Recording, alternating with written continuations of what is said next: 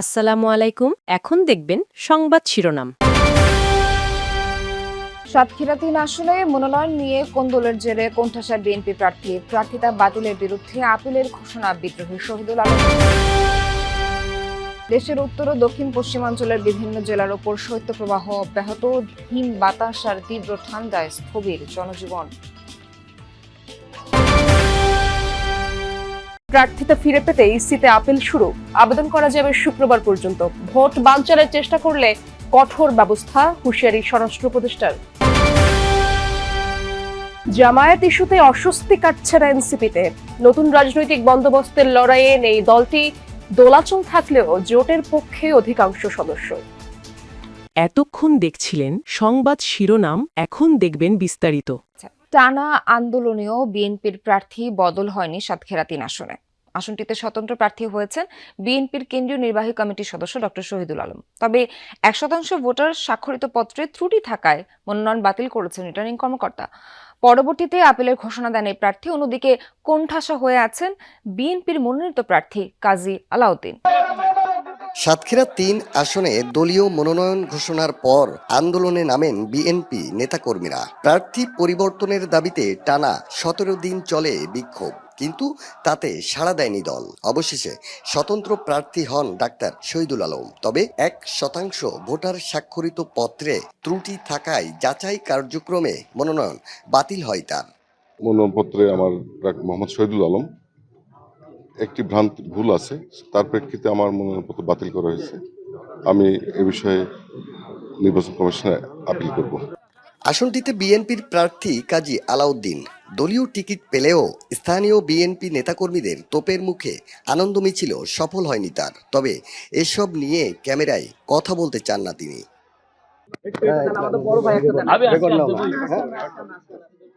উত্তেজনা থামছেই না সাতক্ষীরা ৩ আসনে। ডাক্তার শহীদুল আলম বিএনপির স্বতন্ত্র প্রার্থীর মনোনয়ন দাখিল, যাচাই বাছাইতে অবৈধ ঘোষণা। শুরু হলো নতুন করে নির্বাচনী মাঠে তার টিকে থাকার লড়াই। এখন শেষ পর্যন্ত তিনি কি টিকতে পারবেন নির্বাচনী মাঠে, নাকি ছিটকে যাবেন? এখন সেটি দেখার অপেক্ষা। তার আগে আমরা জানতে চাই আসনটির বিএনপি নেতাকর্মীরা কি ভাবছেন। বিএনপির নেতাকর্মীদের একাংশের আশা আপিলে মনোনয়ন ফিরে পাবেন ডাক্তার শহীদুল আলম। জানান তার সমর্থনে ঐক্যবদ্ধ আছে নেতাকর্মীরা। কিছু পেপারস জটিলতার কারণে সেটা বাতিল করছে, তবে আমরা আশাবাদী তিনি তার মনোনয়ন। পৌষের শেষ ভাগে সারা দেশে বেড়েছে শীতের তীব্রতা। কুয়াশা আর হিম বাতাসে ব্যাহত হচ্ছে স্বাভাবিক জনজীবন। দেশে আজ সর্বনিম্ন তাপমাত্রা রেকর্ড করা হয়েছে পাবনার ঈশ্বরদীতে ৮.৪ ডিগ্রি সেলসিয়াস। রাত থেকে কুয়াশায় ঢেকে যাচ্ছে চারপাশ। কুয়াশাচ্ছন্ন আবহাওয়ার কারণে দিনভর শীত অনুভূত হচ্ছে। দিনাজপুর, যশোর, চুয়াডাঙ্গা, কুষ্টিয়া সহ বিভিন্ন জেলায় মৃদু শৈত্যপ্রবাহ হয়ে যাচ্ছে। বিভিন্ন অঞ্চলে তাপমাত্রা ক্রমেই কমছে।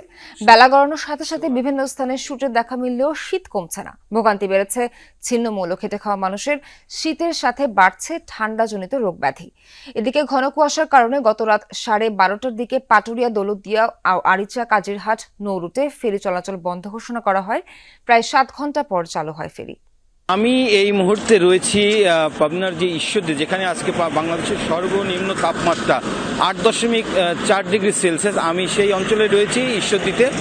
আসলে আপনি যেটা বলছেন যে ছিন্নমূল এই তীব্র শীতে আসলে যে নিম্ন আয়ের যে মানুষগুলো রয়েছে। ত্রয়োদশ জাতীয় সংসদ নির্বাচনে প্রার্থিতা বাতিলের বিরুদ্ধে আপিল কার্যক্রম চলছে। গতকাল যাচাই বাছাইয়ের শেষ দিন পর্যন্ত সারা দেশে 723 জনের মনোনয়নপত্র বাতিল করা হয়। সকালে আপিল কার্যক্রম পরিদর্শনে নির্বাচন কমিশনে আসেন প্রধান নির্বাচন কমিশনার AMM নাসির উদ্দিন। এ সময় তিনি বলেন, পরিবেশ ভালো আছে, সবার সহযোগিতায় এবার অবাধ ও সুষ্ঠু নির্বাচন করতে পারবে ইসি। এর আগে রোববার বিকেল 5টায় শেষ হয় ত্রয়োদশ জাতীয় সংসদ নির্বাচনের মনোনয়নপত্র যাচাই বাছাই। এরপর 1842টি মনোনয়নপত্র বৈধ হয়েছে বলে জানানো হয়। আপিলের জন্য আগারগাঁওয়ে নির্বাচন ভবনে অঞ্চল ভিত্তিক 10টি বুথ স্থাপন করা হয়েছে। 9 জানুয়ারি বিকেল 5টা পর্যন্ত প্রার্থী, ব্যাংক বা আর্থিক প্রতিষ্ঠান, সরকারি সেবাদানকারী প্রতিষ্ঠান বা প্রার্থীর লিখিতভাবে ক্ষমতাপ্রাপ্ত কেউ ইসিতে আপিল করতে পারবেন। মনোনয়নপত্র গ্রহণ বা বাতিল আদেশের বিরুদ্ধে দাখিলকৃত আপিল নির্বাচন কমিশন আগামী 10 জানুয়ারি থেকে 18 জানুয়ারির মধ্যে নিষ্পত্তি করবে।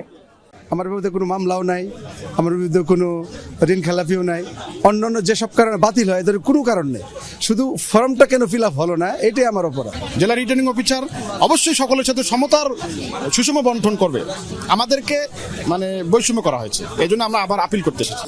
যখন নমিনেশন ফাইল করে অনেক লোক গিয়ে হাজির হয়, রিটার্নিং অফিসারের ওখানে অনেক একটু ভিড় হয়, কিন্তু it will all be over ইনশাল্লাহ। আমরা এখনো কনভিন্সড যে আমরা একদম একটা ফেয়ার অ্যান্ড ক্রেডিবল ইলেকশন ইনশাল্লাহ দিতে পারবো। এখন পর্যন্ত 11 জন প্রার্থী আপিল করেছেন।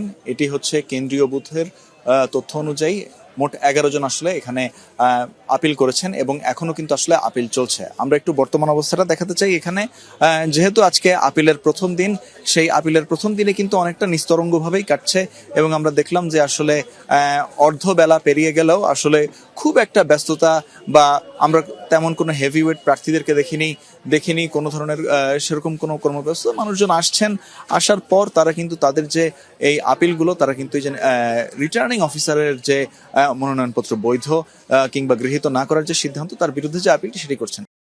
জামায়াত ও এনসিপি 11 দলীয় জোট গঠন করার পর পদত্যাগ করেছেন তরুণদের নিয়ে গঠিত দলটির বেশ কয়েকজন নেতা। কারণ হিসেবে কেউ কেউ জামায়াতের সাথে জোটবদ্ধ হওয়ার কথাও বলছেন। তারা মনে করেন নতুন রাজনৈতিক বন্দোবস্ত তৈরির লড়াইয়ে এখন আর এনসিপি নেই, এটা বুঝতে পেরেই দল থেকে সরে আসা।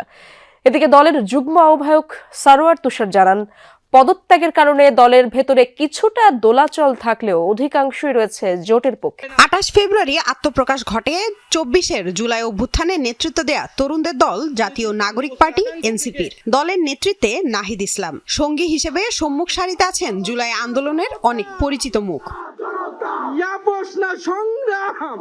10 ডিসেম্বর ত্রয়োদশ জাতীয় সংসদ নির্বাচনের জন্য 125 আসনে প্রার্থী ঘোষণা করে এনসিপি। বলা হয় নির্বাচনে এককভাবে প্রার্থী দেওয়া হবে 300 আসনে। ডিসেম্বরের দ্বিতীয় সপ্তাহেই এবি পার্টি ও রাষ্ট্র সংস্কার আন্দোলনের সাথে জোট করে এনসিপি। আমরা অবশ্যই 300 আসনেই প্রার্থী দিব। 2 সপ্তাহের মাথায় জামায়াতে ইসলামের সাথে নির্বাচনী জোট গড়ে নতুন করে আলোচনায় দলটি। এনসিপি এটা আমাদের একটি মজবুত নির্বাচনী সমঝোতা। এরপরই দলের ভেতরে এ নিয়ে মতপার্থক্য দৃশ্যমান হতে থাকে। সিদ্ধান্ত পুনর্বিবেচনায় আহ্বান জানান 30 নেতা। জামায়াত জোটের সিদ্ধান্তে অটল থাকায় পদত্যাগের হিড়িকও শুরু হয়।